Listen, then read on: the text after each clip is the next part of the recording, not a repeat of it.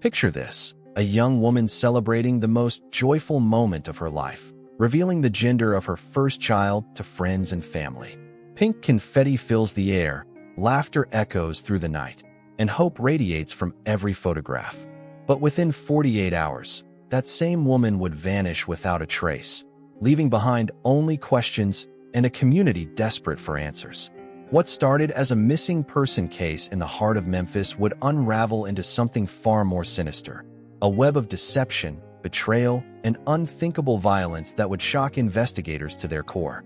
The truth, when it finally emerged, would reveal that sometimes the person you trust most can become your greatest threat. But here's what makes this case truly chilling. Just 5 days after the disappearance, a routine traffic stop 200 miles away would crack the case wide open when police discovered a stranger behind the wheel of the victim's car. What they found in that trunk would expose a serial killer who had been operating undetected for years. I'm bringing you another deep dive here on True Crime Journal, where we explore the cases that shake us to our foundation. If you're new here, make sure to hit that subscribe button and ring the notification bell, because what happens next in this story will leave you questioning how well you really know the people closest to you. Kendra Keys had never looked more radiant. The 26-year-old physical therapist stood in the center of her downtown Memphis apartment, surrounded by the warm glow of string lights and the excited faces of everyone she loved most. It was October 15th, and the gender reveal party she'd been planning for weeks was finally happening. As a cannon exploded with cascading pink powder, Kendra's smile lit up the room. Her boyfriend, Darius Mitchell, wrapped his arms around her from behind, both of them laughing as the pink dust settled on their clothes.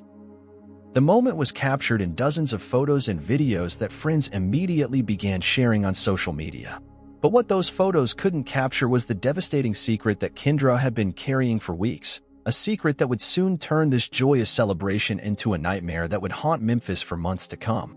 Kendra worked at Memphis Sports Medicine, where her colleagues described her as the kind of person who remembered everyone's birthday and stayed late to help patients who couldn't afford full treatment. Her apartment, a converted loft in the Cooper Young district, reflected her caring nature: plants in every window, inspirational quotes on the walls, and a growing collection of baby items carefully arranged in what would soon become a nursery. The party lasted until nearly midnight, but beneath the surface, a deadly confrontation was brewing. Guests recalled Kendra moving through the crowd with what seemed like infectious energy, but a few close friends noticed something different about her demeanor: a forced quality to her smiles, a tension in her shoulders that suggested she was carrying a heavy burden. She wore a flowing pink dress that accentuated her 5-month bump, completely unaware that someone in that very room was harboring deadly intentions. What she didn't know was that her relationship with Darius was built on a lie she had finally decided to expose. 3 weeks earlier, Kendra had received paternity test results that shattered her world. The baby she was carrying wasn't Darius's child, but belonged to her ex-fiancé, Marcus Sterling. She had been wrestling with how to tell Darius the truth, knowing it would end their relationship, but determined to be honest about her daughter's paternity. As the evening wound down, witnesses would later recall the moment everything changed. Around 11 p.m., Kendra asked Darius to step outside onto the apartment's small balcony for a private conversation. Through the glass doors, partygoers could see them in what quickly became an intense discussion. Darius's posture grew rigid, his hands moving in sharp, aggressive gestures, while Kendra appeared to be pleading or trying to explain something urgent. What they were witnessing was Kendra finally telling Darius the truth about her pregnancy, a truth that would trigger the final phase of a plan that had been in motion for months. Unknown to Kendra, Darius Mitchell was not the charming construction foreman he pretended to be. He was a calculated predator who had been perfecting a system of targeting, manipulating, and murdering pregnant women for their life insurance money. Kendra was intended to be victim number 7 in a killing spree that had already claimed 6 lives across the Southeast. When they returned inside, the change was immediately noticeable. Darius's charming facade had cracked, replaced by a cold, calculating demeanor that made several guests uncomfortable.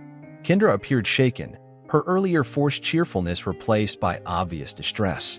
She busied herself with cleanup, her movements more frantic than usual. Darius excused himself early, claiming he had an early shift at the construction site where he worked.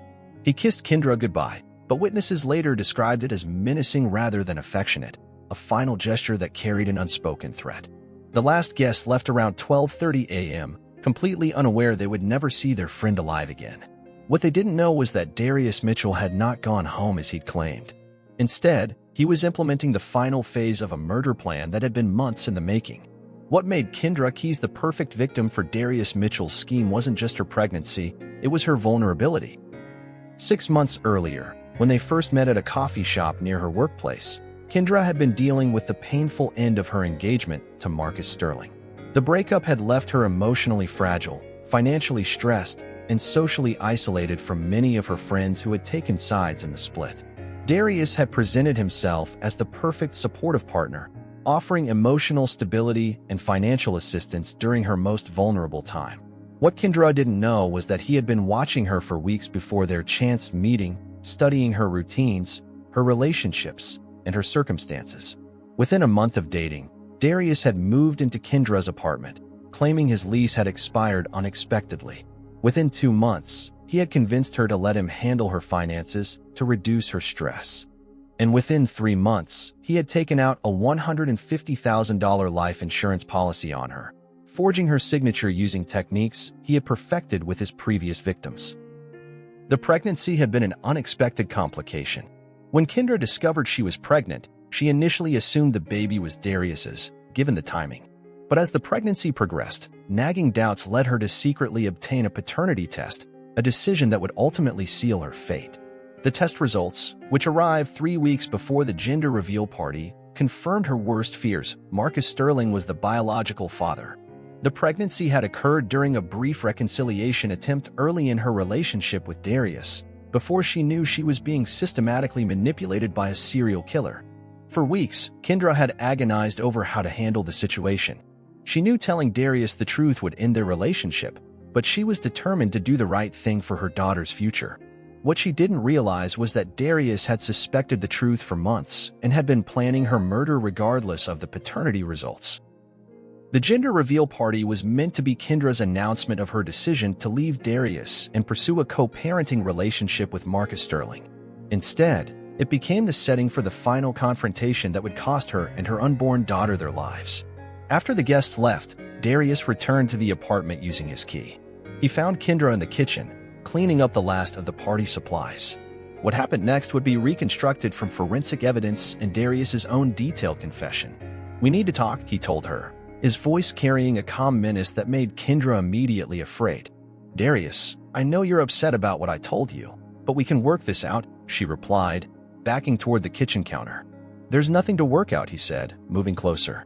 "You've been lying to me for months. You made me look like a fool in front of everyone.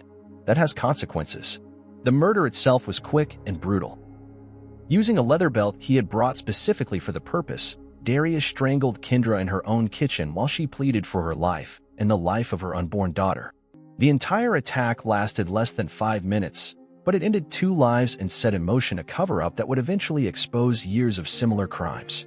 Darius Mitchell had killed before, and he had refined his disposal methods with each murder. The plan for eliminating Kendra had been in place for weeks, waiting only for the right moment to execute. After strangling Kendra in her kitchen, Darius wrapped her body in a shower curtain he had purchased specifically for this purpose. He then loaded her into the trunk of her own Honda Accord, a detail that would prove crucial to his eventual capture. But Darius couldn't complete the disposal alone.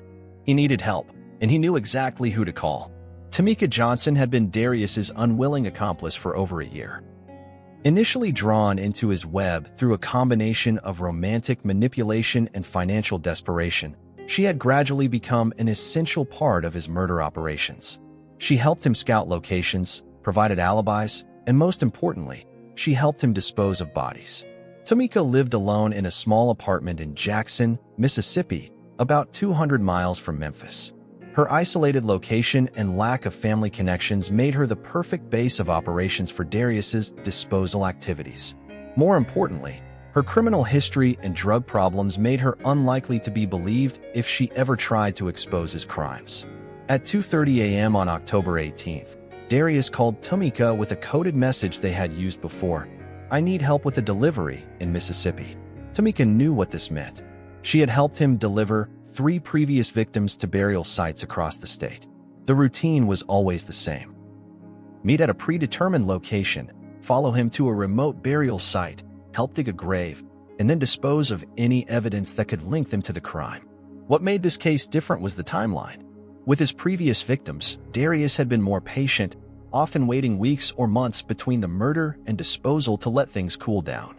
But Kendra's pregnancy and the paternity revelation had forced him to accelerate his timeline. At 4 a.m., Tamika met Darius at a truck stop outside Memphis. She followed his pickup truck, which was towing Kendra's Honda, to a remote area of wooded land in rural Mississippi that he had scouted months earlier. The location was perfect for their purposes: no nearby homes, no traffic, and soil conditions that would accelerate decomposition. Working together, they buried Kendra's body under an ancient oak tree marked by a distinctive lightning scar. The burial was hasty but thorough, with the grave dug deep enough to avoid detection by wildlife or erosion.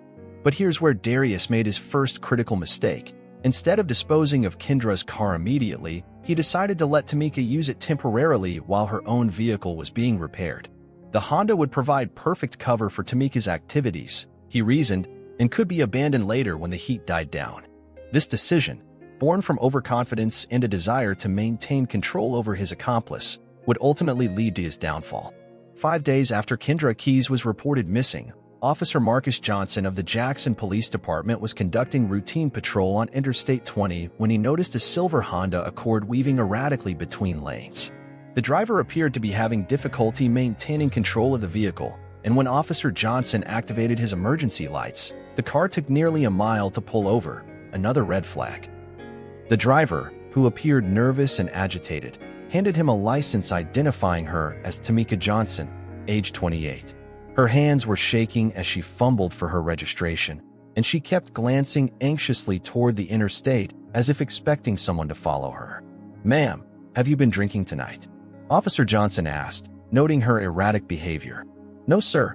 I'm just tired. I've been driving all night," Tamika replied, her voice barely above a whisper. When Officer Johnson ran the license plate through his system, his blood ran cold.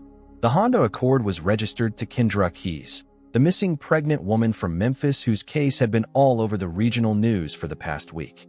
"Ma'am, I need you to step out of the vehicle immediately," Officer Johnson said, his hand moving instinctively toward his service weapon. "This car is registered to a missing person." Tamika's face went white. She began shaking uncontrollably, and within seconds, she was sobbing hysterically in the back of the patrol car. "I didn't want to hurt anybody," she kept repeating through her tears. "I never wanted any of this to happen. He made me do it. He said he'd kill me if I didn't help him." Officer Johnson immediately called for backup and requested a crime scene unit. A search of the Honda revealed evidence that immediately escalated this from a stolen vehicle case to a homicide investigation. In the trunk, carefully wrapped in garbage bags, were personal belongings that clearly belonged to Kendra Keys: her purse, her cell phone, and most heartbreakingly, a pink baby blanket embroidered with baby girl keys that had been prominently displayed in photos from her gender reveal party. Also in the trunk was a brown leather belt with dark stains that field testing immediately confirmed was human blood, Kendra's blood. But it was what investigators found when they searched Tamika's apartment that revealed the true scope of the horror. Hidden throughout her belongings were personal items from multiple women, driver's licenses, pieces of jewelry, photographs, and other personal effects that clearly didn't belong to her. Several of these items matched descriptions from missing persons cases across Mississippi, Alabama, and Tennessee, cases that had been written off as accidents, suicides, or voluntary disappearances. When confronted with this evidence, Tamika Johnson made a decision that would finally bring justice for Kendra Keys and expose one of the most calculating serial killers in recent Southern history. The interview room at the Jackson Police Department had never hosted a confession quite like the one Tamika Johnson was about to give. Sitting across from investigators, chain-smoking cigarettes with trembling hands, she looked like a woman who had been carrying an unbearable burden for far too long. "I need to tell you about Darius Mitchell," she began, her voice shaking. "He's killed a lot of women, and I helped him do it. I'm so sorry. I'm so sorry." What followed was a 12-hour confession that would expose Darius Mitchell as one of the most systematic serial killers law enforcement had ever encountered. But it also revealed Tamika as more than just an accomplice. She was also one of his victims, manipulated and coerced into participating in crimes that haunted her every waking moment. According to Tamika, her relationship with Darius had begun 18 months earlier when she was at her lowest point. Recently unemployed, struggling with drug addiction, and facing eviction from her apartment, she had been an easy target for his manipulation. Darius had presented himself as her savior, offering financial support, emotional stability, and the promise of a better life. But gradually, he had drawn her into his world of violence and death, using a combination of threats, financial dependence, and psychological manipulation to ensure her compliance. The first time he made me help him, I thought it was just going to be a robbery or something, Tamika explained through her tears. He said we needed money, and this woman had a lot of jewelry and cash in her house. I was supposed to be the lookout. But when they arrived at the victim's house, a pregnant 22-year-old named Sarah Beth Williams who lived alone in Little Rock, Tamika realized she had been lied to. Darius wasn't there to rob anyone. He was there to kill. He strangled her with a belt, just like he did to all of them, Tamika sobbed. She begged for her life, begged him to think about her baby, but he just kept squeezing until she stopped moving. Then he made me help him wrap up the body and bury it. The pattern had continued for over a year. Darius would identify vulnerable pregnant women through dating apps, social media, or chance encounters. He would then begin systematic campaigns of manipulation, gradually isolating them from support systems while taking out life insurance policies in their names. When the time was right, usually when the pregnancy was advanced enough to trigger maximum insurance payouts, he would kill them, collect the money, and move on to the next victim. Tamika's role in these crimes had evolved over time. Initially just a lookout and cleanup helper, she eventually became essential to his operations, helping with everything from forging documents to maintaining alibis. He told me I was in too deep to ever get out, she explained. He said if I ever tried to leave or tell anyone, he'd frame me for the murders and make sure I got the death penalty. I believed him. I was so scared of him. The murder of Kendra Keys had followed the same pattern as the others, but with one crucial difference: the accelerated timeline. According to Tamika, Darius had been planning to wait until after Kendra's baby was born before killing her, but the paternity revelation had forced him to move quickly. He was furious about the baby not being his, Tamika recalled. He said she had made him look like a fool, and he couldn't let that stand. He called me the night of that party and said we needed to handle the situation immediately. The murder and disposal had followed the established routine, but Darius had made a critical error in letting Tamika use Kendra's car. As the days passed and guilt overwhelmed her, Tamika had begun driving erratically, almost hoping to be caught. I couldn't sleep, couldn't eat, couldn't stop seeing her face, she said. Every time I got in that car, I felt like she was there with me. I kept thinking about her baby, about how they both died for nothing but money. Tamika's confession provided investigators with detailed information about 6 additional murders across 4 states, complete with burial locations, victim identification, and evidence of the systematic insurance fraud that had motivated the crimes. But perhaps most importantly, her cooperation gave law enforcement the information they needed to track down and arrest Darius Mitchell before he could kill again. Armed with Tamika Johnson's detailed confession and a wealth of physical evidence, law enforcement agencies across the Southeast launched a coordinated manhunt for Darius Mitchell. The FBI took the lead, coordinating with local agencies in Tennessee, Mississippi, Alabama, and Arkansas to track down a serial killer who had been operating across state lines for over 2 years. Darius had not made it easy for them. In the 5 days since Kendra's murder, he had been systematically destroying evidence and preparing to disappear. When investigators searched his Memphis apartment, they found clear signs that he had been planning to flee, packed bags hidden in closets, thousands of dollars in cash stashed in various hiding places, and multiple sets of identification documents with different names and addresses. More disturbing were the detailed records they found of his crimes. Darius had kept meticulous files on all of his victims, including photographs, personal information, insurance policy details, and even burial site locations marked on topographic maps. The level of organization and premeditation was unlike anything investigators had seen before. The manhunt intensified when surveillance footage from various businesses showed Darius making suspicious purchases in the days after Kendra's murder: large quantities of bleach, industrial-strength garbage bags, and camping equipment that could be used for extended time in remote areas. His pickup truck was spotted on traffic cameras heading south toward the Mississippi state line, but then the trail went cold. Darius had apparently abandoned his vehicle and found another means of transportation, possibly using one of his false identities to rent or purchase a different car. The break in the case came from an unexpected source: Marcus Sterling, Kendra's ex-fiancé and the father of her unborn child. Sterling had been following the investigation closely and remembered something Kendra had mentioned about Darius having family in rural Alabama. She said he talked about his grandmother's old farm down there, how it was isolated and peaceful. Sterling told investigators. He mentioned it was near some small town, but I can't remember the name.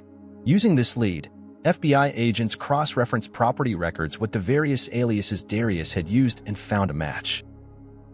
A 40-acre farm near Cullman, Alabama, owned by a woman named Dorothy Mitchell who had died 3 years earlier. The property had been inherited by her grandson, David Mitchell, one of the aliases Darius had been using. The farm was perfect for Darius's purposes: isolated, accessible only by a single dirt road, and with several outbuildings where someone could hide indefinitely. More importantly, it was equipped with a deep well and generator, making it possible to live off-grid for extended periods. At dawn on October 28th, exactly 10 days after Kendra's murder, a multi-agency task force surrounded the abandoned farm. They found Darius Mitchell in the farmhouse basement, surrounded by supplies and weapons, apparently prepared for a lengthy siege. His surrender was anticlimactic. When faced with overwhelming force and no escape route, Darius simply raised his hands and said, "I want to talk to someone about a deal." The confession of Darius Mitchell stands as one of the most chilling and comprehensive admissions of guilt in the annals of American criminal history. Over the course of 15 hours, spread across 3 days, he methodically detailed how he had systematically murdered 7 pregnant women for insurance money, treating each killing as nothing more than a business transaction.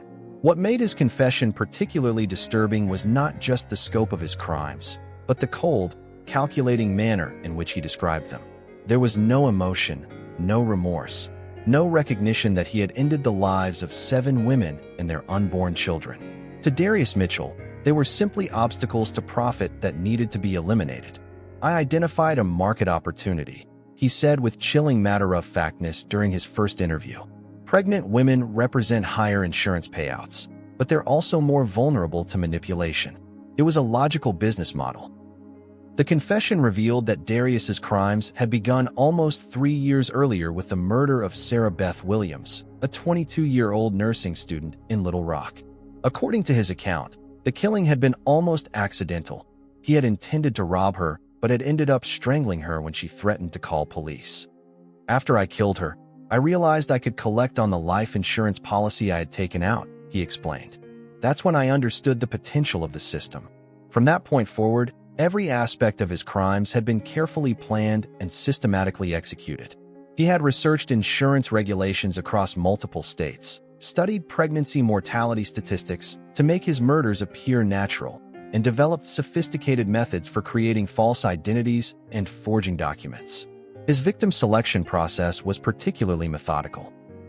Darius would spend weeks or months identifying potential targets through dating apps, social media, and public records.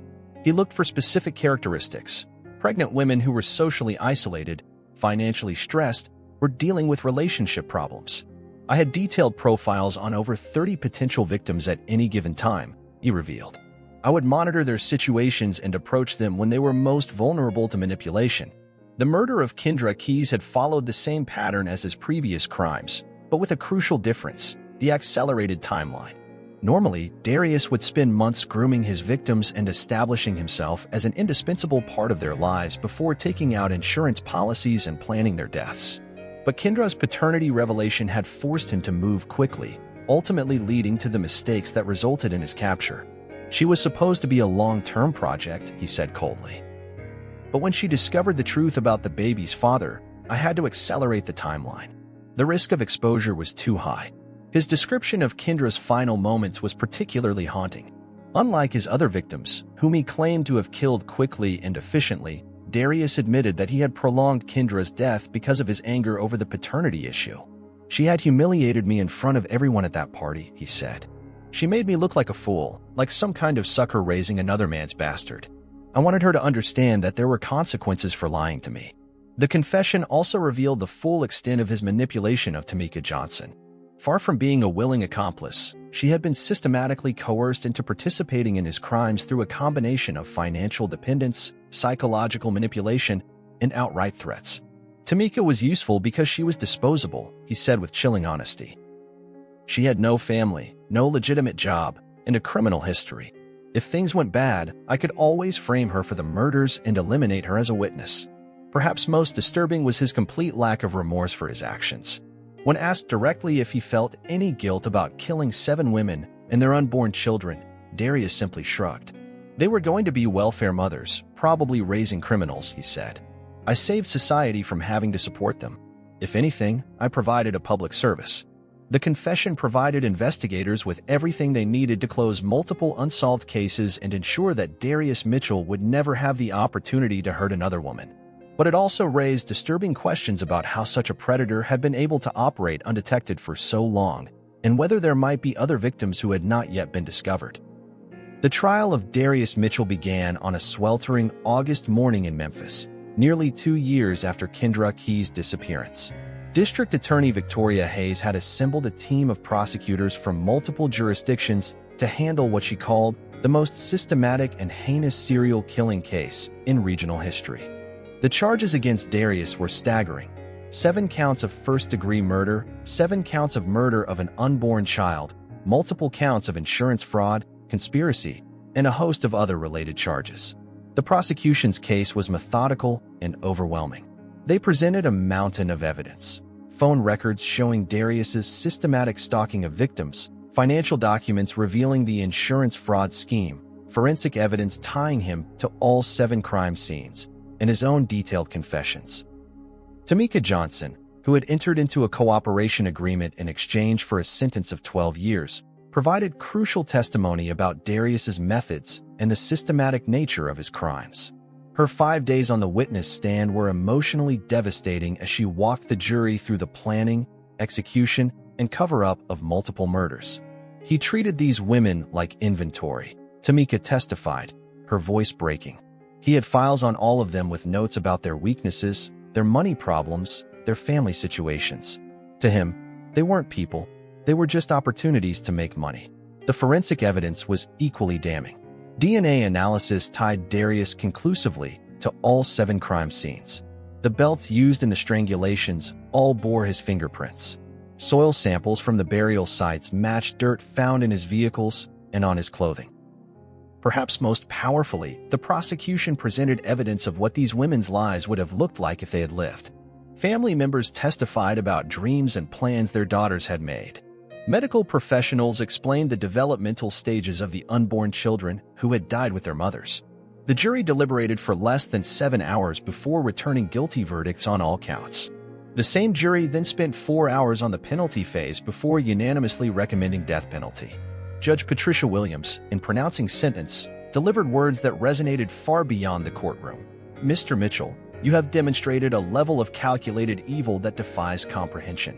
You didn't just take the lives of 7 women and their unborn children. You turned murder into a business enterprise, treating human lives as commodities to be exploited for profit.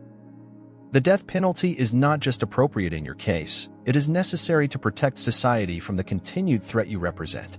As Darius was led away in shackles, he maintained the same cold, emotionless demeanor he had displayed throughout the trial. His final words to the court were chilling: "I regret getting caught." The murder of Kendra Keys and her unborn daughter Destiny represents one of the most tragic cases in recent Memphis history, but it also stands as a testament to the power of thorough investigation, community support, and the pursuit of justice in the face of unthinkable evil. Don't forget to subscribe to True Crime Journal and hit that notification bell so you never miss our latest crime stories. In the comments below, let us know what you think about this case. What warning signs do you think people should watch for? How can we better support women in dangerous relationships? Your thoughts and discussions help create a community of awareness that could save lives. Until next time, this has been True Crime Journal. Stay safe, stay aware, and remember, if something doesn't feel right, trust your instincts. They might just save your life.